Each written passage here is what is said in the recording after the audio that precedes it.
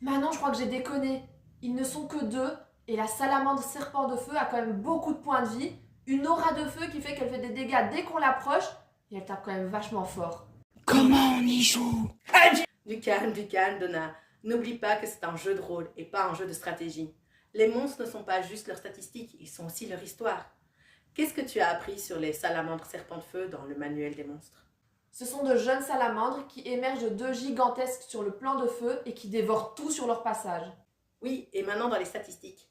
Quelle est l'intelligence de la jeune salamandre? Ça ne fait pas beaucoup. Moi j'ai au moins le double. Ça fait 10, non? Exactement, Donna. Donc, c'est une jeune créature qui a éclos dans un milieu qui n'est pas son milieu naturel. Elle ne va donc peut-être pas agir de façon rationnelle ni même optimale.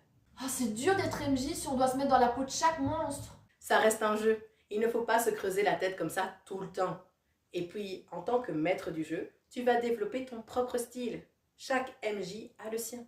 Ah, je comprends mieux. C'est ce qui rend chaque table unique. Alors, laisse-moi réfléchir.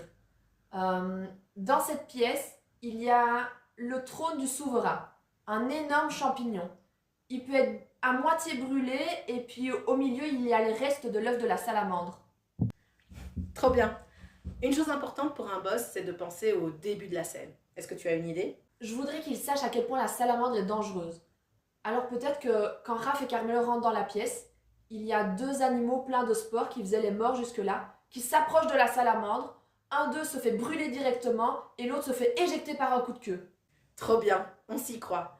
Et s'ils sont mal en point ou que tu veux leur laisser le temps de visualiser un peu la scène, tu peux peut-être faire en sorte qu'elle passe son premier round à attaquer les animaux morts. Et peut-être aussi qu'elle essaie de ne pas s'éloigner de son œuf parce que c'est tout ce qui lui est familier.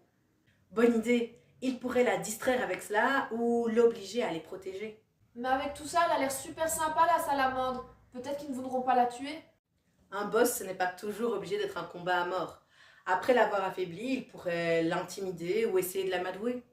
Ou ils peuvent la réduire à 0 PV sans la tuer. Tout à fait.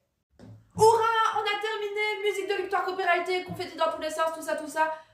Mais on a fait que 4 pièces là. Eh, peut-être que tu as vraiment un 14 en intelligence. Allez, note tout ça et après, on passe à l'épilogue. C'était Comment on y joue?